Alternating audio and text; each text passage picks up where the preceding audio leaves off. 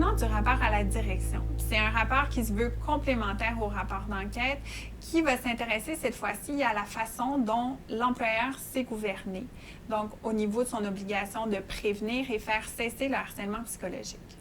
Alors donc que le rapport d'enquête traitait de la définition du harcèlement psychologique, l'article 81-18 de la loi sur les normes, maintenant le rapport à la direction va davantage traiter de l'article 81-19 de la loi sur les normes du travail et vraiment étudier donc les obligations légales de l'employeur, à savoir prévenir et faire cesser le harcèlement psychologique. Ce rapport à la direction a donc 3 fonctions. D'une part, il va relever les facteurs de risque qui étaient présents dans le milieu de travail, certainement, mais également au niveau des parties impliquées, voire même des témoins. Par ailleurs, il va y avoir une analyse assez exhaustive des mesures qui ont été mises en place, donc au niveau macro et au niveau micro. Macro, on entend donc au niveau de l'organisation globalement, alors que micro, c'est vraiment au niveau de l'unité de travail, du service dans lequel évoluaient les parties. Et finalement, on va formuler des recommandations. Donc, ces recommandations-là sont de 3 ordres. Donc, au niveau de la situation entre les parties, donc ça peut être l'occasion de parler de mesures disciplinaires, administratives, voire transformatives. Également au niveau du milieu de travail et finalement, dans une optique de rétablissement du climat de travail post-enquête, des recommandations peuvent être formulées. Maintenant, à ce qui a trait aux facteurs de risque. Ils sont de 3 ordres. D'abord, les facteurs de risque liés à l'organisation, donc de façon globale. Dans un deuxième temps, les facteurs de risque qui sont propres à la planification, à l'organisation du travail, donc il est question davantage de structure parfois. Et finalement, ceux qui sont propres aux personnes. On va les voir de façon plus détaillée chacun d'eux. Il est important pour l'organisation de s'intéresser à ces facteurs de risque-là. Je vous explique. Les situations avérées de harcèlement psychologique naissent dans des terreaux fertiles au harcèlement psychologique. Les arbres ne poussent pas dans le désert, comme le dit un de mes collègues. Si bien que ces situations-là sont finalement la somme de facteurs contextuels, individuels ou organisationnels qui donnent lieu à des perceptions, voire à des situations avérées de harcèlement psychologique. Donc, l'intérêt pour le rapport à la gestion de les relever et de porter à l'attention de l'employeur toutes ces situations-là qui, de façon préventive, doivent être jugulées. Maintenant, commençons avec les facteurs de risque liés à l'organisation. Ils sont multiples. On peut penser, par exemple, au taux de roulement élevé de gestionnaire. Ce que ça entraîne comme conséquence, c'est une absence de continuité dans les directives, des consignes qui sont variables parfois, ou même une absence de constance dans les projets entrepris.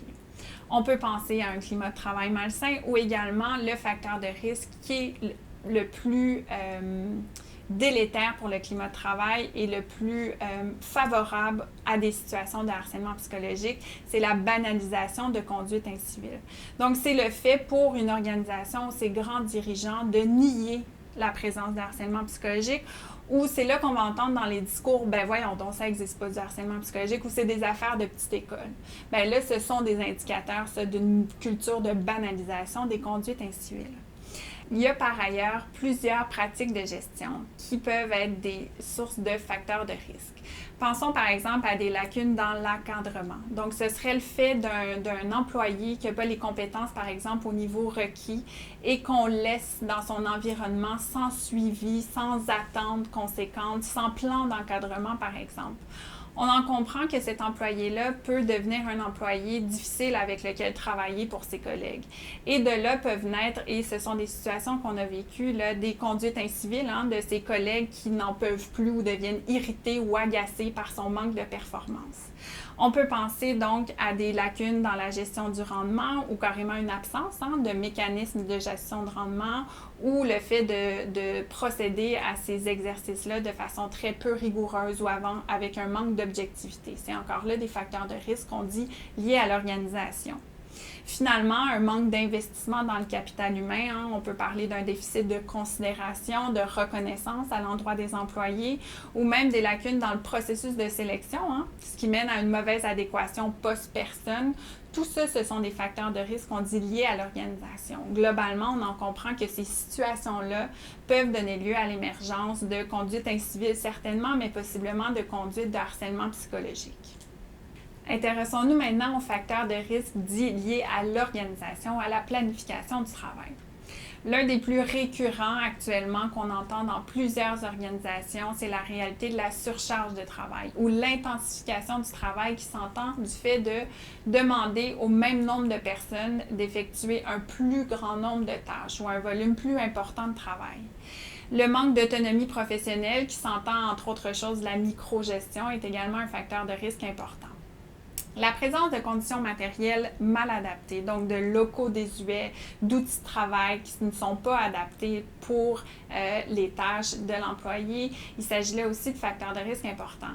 Je vous donne par exemple, on l'a entendu récemment, une situation là, où une personne est appelée à donner du service à la clientèle. Puis alors qu'elle est au téléphone là, avec un client frustré, très mécontent, il y a son ordi là, au même moment qui ne fonctionne pas. Comprenez-vous que ce genre de situation, a priori, peut susciter de l'irritation, de la grogne de la part d'employés et ça peut ressurgir en situation d'incivilité ou de harcèlement psychologique.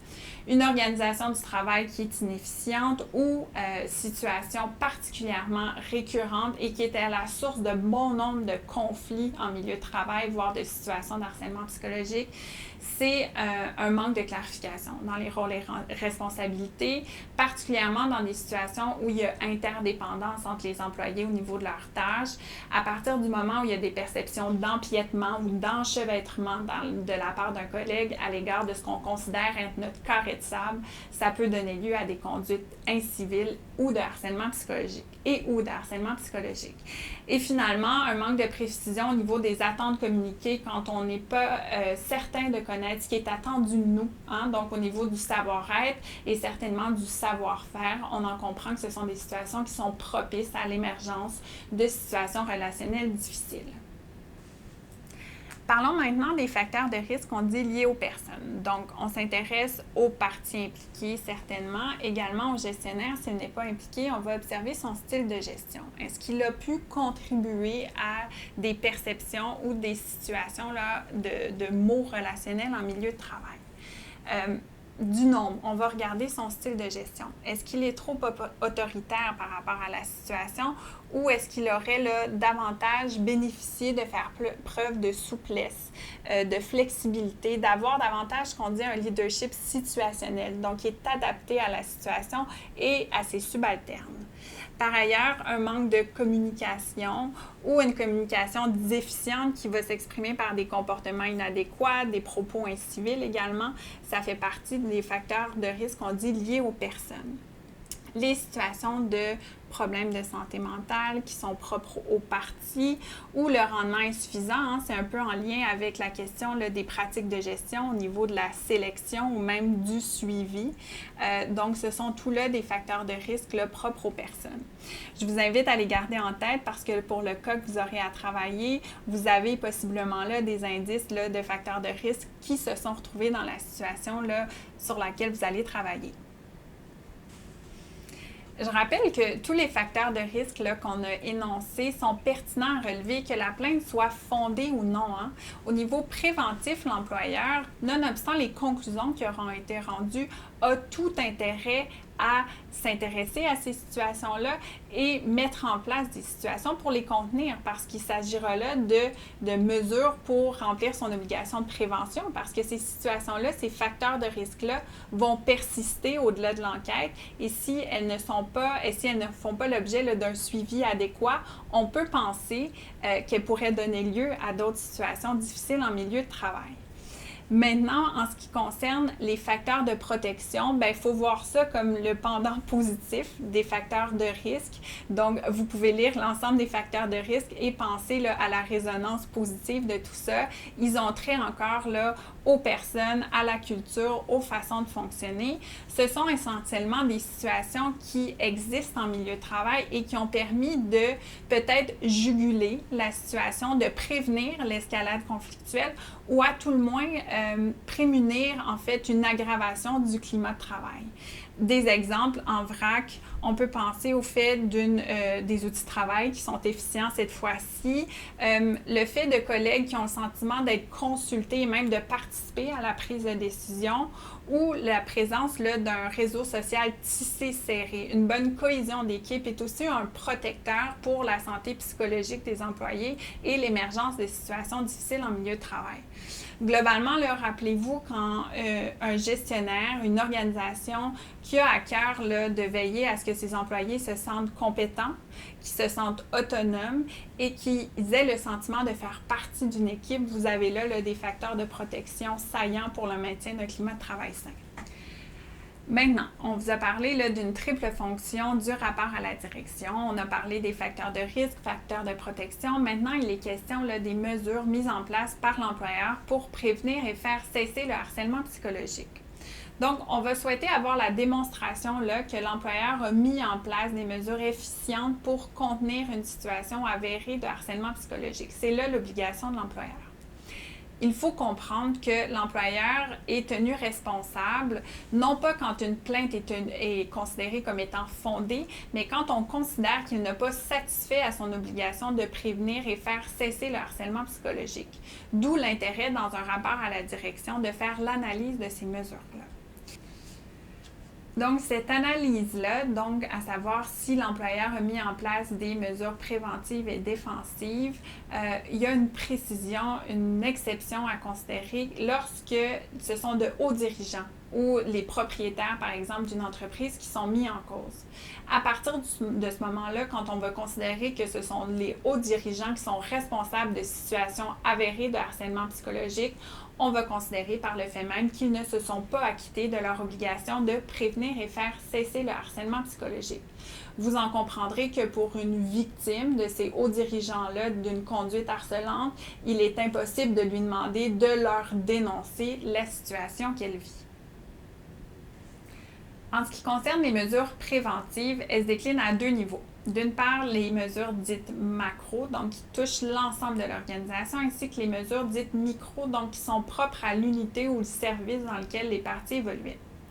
En ce qui concerne les mesures macro, pour satisfaire son obligation donc de prévenir le harcèlement psychologique, l'organisation va devoir faire une démonstration convaincante qu'elle a mis en place des mécanismes tels que la formation en matière de harcèlement psychologique, la présence d'une politique qui sera diffusée à l'ensemble de ses employés, aux nouveaux par exemple, ça fait partie du processus d'intégration, et le fait également de les sensibiliser de façon continue sur la question. Donc ça, ce serait des indicateurs d'une obligation préventive macro remplie de façon satisfaisante. Ici, il va falloir aussi se questionner sur la récurrence de ces mécanismes-là. Par exemple, une organisation qui aurait formé ses employés il y a 5 ans en matière de harcèlement psychologique et qui n'aurait mis aucune mesure en place pour assurer un suivi d'une part, mais aussi pour former ses nouveaux employés, on pourrait considérer que son obligation est remplie de façon partielle. C'est un exemple parmi d'autres. Quant aux mesures micro, il s'agit des mesures qui sont mises en place par le gestionnaire immédiat des parties pour contenir les facteurs de risque qui auront été relevés. Donc, ce sont des mécanismes qui sont propres à l'unité de travail ou aux parties données à la plainte. Ça prend la forme, par exemple, d'interventions en résolution de différends. Je vous donne l'exemple suivant. Si on relevait que la situation avérée de harcèlement psychologique ou non était à la source d'un conflit entre les employés, il faudrait se questionner pour observer est-ce que le gestionnaire a, à partir du moment où il était au fait de cette situation-là, a par exemple proposé aux parties de s'asseoir ensemble pour en discuter. Est-ce qu'il a fait appel à la répondante pour la solliciter à mettre en place, par exemple, une médiation? De la même façon, si on observait que dans un milieu de travail, il y avait une banalisation ou une tolérance indue aux conduites inciviles, on pourrait en inférer que le gestionnaire, parce qu'il revient de son obligation de mettre en place une norme de civilité qui permet un climat de travail harmonieux, a failli à son obligation de prévenir de façon micro le harcèlement psychologique. On peut également étudier de façon attentive si le gestionnaire qui a été informé de conduite incivile ou inappropriée en milieu de travail est intervenu de façon diligente, de façon conséquente. Est-ce qu'il a utilisé ses prérogatives de gestion pour résorber la situation, pour mettre en place des mesures qui permettaient là, de faire cesser des conduites inappropriées, par exemple, en milieu de travail. Ce sont là des exemples de mesures préventives dites micro. Les mesures curatives correspondent aux mécanismes, aux mesures, aux actions que prend l'employeur suivant le dépôt d'une plainte ou le fait d'un signalement là, qui lui est formulé, qui est porté à son attention. D'entrée de jeu, il faut savoir que la responsabilité de l'employeur est engagée à partir du moment où la situation est portée à la connaissance d'un cadre, donc pas exclusivement là, donc la personne qui pourrait être responsable de l'application de la politique organisationnelle en vigueur. Maintenant, donc, on se demande comment s'est comporté l'employeur à partir du moment où il est saisi de cette question-là. Donc, on va étudier la façon dont il a mis en place sa politique. En fait, il a respecté sa politique en mettant en place, par exemple, une enquête ou une médiation si les parties l'acceptent, si les parties sont volontaires. C'est aussi là l'occasion pour l'employeur là, de mettre en place des mesures dites provisoires pour apaiser le milieu de travail. Globalement, on doit voir que l'employeur, de par ses démarches-là, a fait preuve de diligence et a pris au sérieux la situation qui était portée à sa connaissance. Enfin, il faut savoir que l'exercice d'un double recours par une personne plaignante, donc le fait qu'un employé, par exemple, saisirait la commission de la fonction publique, déposerait un grief, en fait le syndicat déposerait un grief en son nom, ou bien déposerait une plainte devant la CNESST, ça ne libère pas l'employeur de son obligation de faire cesser, donc de mettre en place les mécanismes prévus par sa politique. Sous réserve, évidemment, là, de possibles entraves. S'il y a une date d'audition imminente qui est fixée, on ne rencontrera pas le même témoin qui va être appelé là, à témoigner devant une instance judiciaire aux fins de notre enquête. Mais normalement, l'enquête étant mise en place de façon beaucoup plus rapide là, que la date d'une audition est fixée, on réussit souvent à réaliser une enquête là, avant que l'audition soit réalisée. Le troisième volet de ce rapport à la direction-là porte sur les recommandations que l'enquêteur va énoncer pour donner suite à la plainte de harcèlement psychologique. D'une part, les recommandations vont porter sur les conclusions, donc ce qui doit être fait suivant l'aboutissement de la plainte, en ce qui concerne d'une part les parties, d'autre part la gestion, si elle a été impliquée ou s'il y a des facteurs de risque qui lui sont associés, ou par ailleurs au niveau du rétablissement d'un climat de travail sain. En ce qui concerne les parties, premièrement, dans la majorité des cas, on va recommander évidemment que les conclusions de l'enquête leur soient communiquées. Par ailleurs, si on observe qu'il y a eu des conduites inappropriées, ce sera opportun de recommander des mesures dites correctrices qui soient de l'ordre des mesures disciplinaires ou administratives et éventuellement des mesures transformatives qui visent là, le rétablissement de la relation entre les individus à la plainte. En ce qui concerne la gestion, donc qu'elle ait été impliquée ou non à titre de partie à la plainte, si on a relevé qu'il y avait eu des écarts ou des maladresses ou s'il y avait eu des lacunes dans la façon d'intervenir dans la situation qui était propre aux parties, on pourrait recommander du coaching, par exemple, ou de la formation sur la gestion de conflits ou la mise à niveau d'habilité, qu'il s'agisse de compétences là, de médiation, de communication, ou bien, par exemple, de compétences de gestion dans la mise en place là, d'un plan d'encadrement, par exemple. Et finalement, au niveau du climat de travail, si on observait qu'au-delà des parties, mais le milieu de travail était miné parce qu'on observe que le conflit était devenu groupal, qu'il y avait eu une approbation tiers, que plusieurs personnes finalement étaient impliquées dans le conflit, on pourrait recommander un processus de groupe, donc de rétablissement du climat de travail. Donc, ce sont là différents exemples isolés de recommandations, mais qui vous permettent, je pense, de vous faire une représentation de la forme qu'elles peuvent prendre. Donc, ce sont là des exemples de recommandations. En somme, on a vu les éléments essentiels du rapport à la direction, donc d'une part la question des facteurs de risque, également l'analyse rigoureuse de la façon dont l'employeur s'est conduit de manière préventive et curative, et finalement les recommandations qui sont afférentes aux conclusions. Vous comprenez donc le rapport à la direction, là, au-delà d'avoir un regard sur la situation donnée, peut être porteur de changements importants au sein de l'organisation et a une visée constructive pour améliorer les choses pour la suite.